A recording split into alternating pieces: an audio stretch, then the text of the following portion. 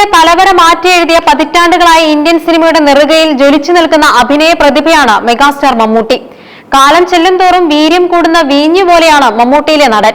അദ്ദേഹത്തിന്റെ കരിയറിലെ ഏറ്റവും പുതിയതും തിളക്കമാർന്നതുമായ അധ്യായമാണ് ഭ്രമയുഗം എന്ന ചിത്രത്തിലെ കൊടുമൺ പോറ്റി എന്ന കഥാപാത്രത്തിലൂടെ ലഭിച്ച സംസ്ഥാന ചലച്ചിത്ര പുരസ്കാരം. ഇനിയും തേച്ചാൽ ഇനിയും മിനുങ്ങുമെന്ന് തന്റെ അഭിനയ ജീവിതത്തെക്കുറിച്ച് അദ്ദേഹം തന്നെ പറഞ്ഞ വാക്കുകൾ അക്ഷരാർത്ഥത്തിൽ ശരിവെക്കുന്ന ഒരു നേട്ടമാണിത്. ഇനിയും തേച്ചാൽ ഇനിയും മിനുങ്ങുമെന്ന് തന്റെ അഭിനയ ജീവിതത്തെക്കുറിച്ച് അദ്ദേഹം തന്നെ പറഞ്ഞ വാക്കുകൾ അക്ഷരാർത്ഥത്തിൽ ശരിവെക്കുന്ന ഒരു നേട്ടമാണിത്. മലയാളത്തിന്റെ മെഗാസ്റ്റാറിൽ നിന്ന് ഇനിയും ഒരുപാട് അഭിനയ മുഹൂർത്തങ്ങൾ ഇന്ത്യൻ സിനിമ പ്രതീക്ഷിക്കുന്നുമുണ്ട്. ആ പ്രതീക്ഷകൾക്ക് ആക്കം കൂട്ടുന്നതാണ്. ഇത് 7ാം തവണ അദ്ദേഹത്തെ തേടിയെത്തിയ മികച്ച നടനുള്ള സംസ്ഥാന ചലച്ചിത്ര പുരസ്കാരമാണ്. ഓരോ തവണയും മുൻപത്തേതിനേക്കാൾ വ്യത്യസ്തമായ വെല്ലുവിളികൾ നിറഞ്ഞ കഥാപാത്രങ്ങളിലൂടെയാണ് മമ്മൂട്ടി ഈ നേട്ടം സ്വന്തമാക്കിയിരിക്കുന്നത്. ഭയത്തിന്റെ എട്ടുകാലിവല 55ാമത് സംസ്ഥാന ചലച്ചിത്ര പുരസ്കാര വേദിയിൽ മമ്മൂട്ടിക്ക് അംഗീകാരം നേടിക്കൊടുത്തത് രാഹുൽ സദാശിവൻ സംവിധാനം ചെയ്ത ഭ്രമയുഗം എന്ന ഹൊറർ ത്രില്ലർ ചിത്രമാണ്. 2024 പുറത്തിറങ്ങിയ ഈ ചിത്രം ബ്ലാക്ക് ആൻഡ് വൈറ്റ് പശ്ചാത്തലത്തിൽ ഒരുക്കി പ്രേക്ഷകർക്ക് തികച്ചും വേറിട്ടൊരു അനുഭവം സമ്മാനിച്ചു. പതിവ് ഹൊറർ സിനിമകളുടെ ചട്ടക്കൂടുകൾ ഭേദിച്ച ഈ ചിത്രത്തിൽ മമ്മൂട്ടി അവതരിപ്പിച്ച കൊടുമൺ പോറ്റി എന്ന കഥാപാത്രം തികഞ്ഞ നെഗറ്റീവ് ഷെയ്ഡുകളുള്ള ദുരൂഹതകൾ നിറഞ്ഞ ഒരു ബ്രാഹ്മണ പ്രഭുവാണ്. 17ാം നൂറ്റാണ്ടിലെ ദക്ഷിണ മലബാറിലാണ് ഭ്രമയുഗം നടക്കുന്നത്. സാമൂഹികമായ അടിച്ചമർത്തലുകളിൽ നിന്നും രക്ഷപ്പെട്ട് താഴ്ന്ന ജാതിയിൽപ്പെട്ട തേവൻ എന്ന കൊടുമൺ പോറ്റിയുടെ മനയിൽ അഭയം തേടുന്നിടത്താണ് കഥ ആരംഭിക്കുന്നത്. തുടക്കത്തിൽ തേവനെ സ്വാഗതം ചെയ്യുന്ന പോറ്റി പിന്നീട് ആ മനയിൽ ഒളിച്ചിരിക്കുന്ന ചാത്തൻ എന്ന പേരുള്ള നാടോടി കഥയിലെ ഒരു ദുഷ്ടശക്തിയുടെ സാന്നിധ്യം തേവനെ കൊണ്ട് തിരിച്ചറിയിക്കുന്നു. മനയുടെ ചരിത്രവും ജാതി വ്യവസ്ഥ, അധികാരം, ചൂഷണം എന്നീ വിഷയങ്ങളുമായി ബന്ധപ്പെട്ട് കിടക്കുന്ന ദുരൂഹതകളും തേവൻ പതിയെ മനസ്സിലാക്കുന്നു. എന്നാൽ അയാൾക്ക് അവിടെ നിന്ന് രക്ഷപ്പെടാൻ കഴിയുന്നില്ല. നായകനോ പ്രതിനായകനോ എന്നതിലുപരി ചതിയിലൂടെയും അന്ധവിശ്വാസത്തിലൂടെയും അധികാരം നിലനിർത്തുന്ന ഒരു ഫാസിസ്റ്റ് സ്വഭാവമുള്ള കഥാപാത്രമായാണ് കൊടുമൺ പോറ്റിയെ മമ്മൂട്ടി അവതരിപ്പിച്ചത്.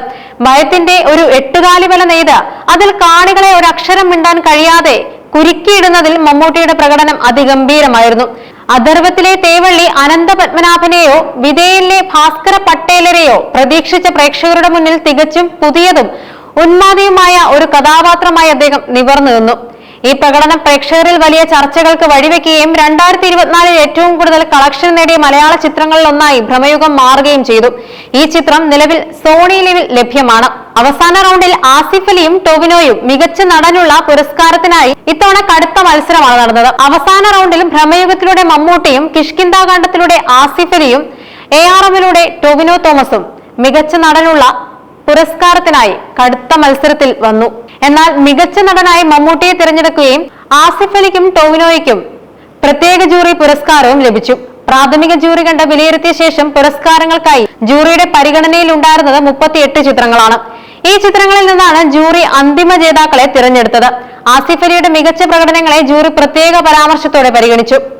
സംസ്ഥാന ചലച്ചിത്ര പുരസ്കാരങ്ങളുടെ ചരിത്രത്തിൽ ഏറ്റവും കൂടുതൽ തവണ മികച്ച നടനുള്ള പുരസ്കാരം നേടുന്ന നടൻ എന്ന പദവി മമ്മൂട്ടി കൂടുതൽ അരക്കിട്ടുറപ്പിച്ചു.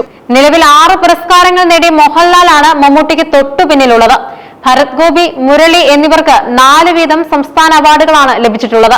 1981 അഹിംസ എന്ന ചിത്രത്തിലൂടെ മികച്ച 2ാമത്തെ നടനുള്ള പുരസ്കാരം ലഭിച്ചു. 1984 അടിയൊഴുക്കിലൂടെ മികച്ച നടനുള്ള അവാർഡ് നേടി. ഐതിശശിയുടെ ഈ ചിത്രത്തിലെ കരുണൻ എന്ന കഥാപാത്രമാണ് ആദ്യത്തെ മികച്ച നടനുള്ള പുരസ്കാരം നേടിക്കൊടുത്തത്. തൊട്ടടുത്ത വർഷം 1985 ബാലു മഹേന്ദ്രയുടെ യാത്ര, ജോഷിയുടെ നിറക്കൂട്ട് എന്നീ ചിത്രങ്ങളിലെ പ്രകടനത്തിന് പ്രത്യേക ജൂറി പരാമർശവും ലഭിച്ചു. 1989 ഒരു വടക്കൻ വീരഗാഥ, മൃഗയ, മഹായാനം എന്നിങ്ങനെ ഒന്നിനൊന്നിന് വ്യത്യസ്തമായ 3 കഥാപാത്രങ്ങളുടെ പുരസ്കാരവും നേടി. 1990 മികച്ച നടനുള്ള പുരസ്കാരം അമരം എന്ന ചിത്രത്തിലൂടെ അച്ചൂട്ടി എന്ന കഥാപാത്രത്തിന് നേടി. 1993 വിധേയൻ, പൊന്തന്മാട, വാത്സല്യം എന്നീ 3 ഐക്കോണിക് കഥാപാത്രങ്ങൾക്ക് ഒരേ വർഷം പുരസ്കാരം നേടി. 2004 ആയപ്പോഴേക്കും കാഴ്ച എന്ന സിനിമയിലൂടെ മികച്ച നടനുള്ള പുരസ്കാരം നേടി. 2009 പാലേരി മാണിക്യത്തിലൂടെ മികച്ച നടനായി തിരഞ്ഞെടുക്കപ്പെട്ടു. ഇപ്പോൾ ഭ്രമയുഗത്തിലൂടെയും മികച്ച നടനായി 7ാം തവണ തിരഞ്ഞെടുക്കപ്പെട്ടു. ഒരേ വർഷം ഒന്നിലധികം മികച്ച കഥാപാത്രങ്ങൾ അവതരിപ്പിച്ച് പുരസ്കാരം നേടിയ അപൂർവതയും മമ്മൂട്ടിയുടെ കരിയറിലുണ്ട്. അത് ഓരോ കഥാപാത്രത്തിനും ലഭിക്കാതെ പോയ അംഗീകാരമാണെന്ന് അദ്ദേഹത്തെ സ്നേഹിക്കുന്നവർ പറയാറുണ്ട്. ഭൂതകാലം എന്ന ശ്രദ്ധേയമായ ഹൊറർ സിനിമയ്ക്ക് ശേഷം രാഹുൽ സദാശിവൻ സംവിധാനം ചെയ്ത ചിത്രമാണ് ഭ്രമയുഗം. വയനൂർ സ്റ്റുഡിയോസും ഹൊറർ ത്രില്ലർ സിനിമകൾക്ക് മാത്രമായി ആരംഭിച്ച പ്രൊഡക്ഷൻ ഹൌസായ നൈറ്റ് ഷിഫ്റ്റ് സ്റ്റുഡിയോസും ചേർന്നാണ് ഈ ചിത്രം നിർമ്മിച്ചത്. നൈറ്റ് ഷിഫ്റ്റ് സ്റ്റുഡിയോസ് ആദ്യമായി നിർമ്മിക്കുന്ന മലയാള ചിത്രമാണ് ഭ്രമയുഗം. മലയാള സിനിമയിൽ ഹൊറർ ത്രില്ലർ വിഭാഗത്തിന് ഒരു പുതിയ ഇടം നൽകാൻ ഈ ചിത്രം സഹായിച്ചു. ഏറ്റവും പുതിയ പരീക്ഷണ ചിത്രങ്ങളിലൂടെയും അതുല്യമായ കഥാപാത്രങ്ങളിലൂടെയും മമ്മൂട്ടി ഇപ്പോഴും കേരളത്തിലെ പുതുതലമുറയെയും ഞെട്ടിച്ചുകൊണ്ടിരിക്കുകയാണ്. ഒരു ഇടവേളയ്ക്ക് ശേഷം തിരിച്ചെത്തിയപ്പോഴേ പുരസ്കാരങ്ങൾ ലഭിക്കുന്നതും ശ്രദ്ധേയമായ കാര്യമാണ്. മമ്മൂട്ടിയുടെ ഈ 7ാം സംസ്ഥാന പുരസ്കാര നേട്ടം അദ്ദേഹത്തിന്റെ സിനിമാ ജീവിതത്തിലെ ഏറ്റവും മികച്ച അധ്യായങ്ങളിലൊന്നായി കണക്കാക്കപ്പെടുന്നുണ്ട്. ഭ്രമയുഗം എന്ന സിനിമയുടെ സാങ്കേതിക മികവിനും പശ്ചാത്തല സംഗീതത്തിനും പുരസ്കാരങ്ങൾ ലഭിച്ചുവെന്നതും ശ്രദ്ധേയമാണ്. കൊടുമൺ പൊറ്റിയുമായുള്ള മമ്മൂട്ടിയുടെ ഈ പ്രകടനം ഇന്ത്യൻ സിനിമയിൽ ചർച്ചയാവുകയും അഭിനയകലയിലെ അദ്ദേഹത്തിന്റെ സ്ഥാനം ഒരിക്കൽ കൂടി ഉറപ്പിക്കുകയും ചെയ്തു.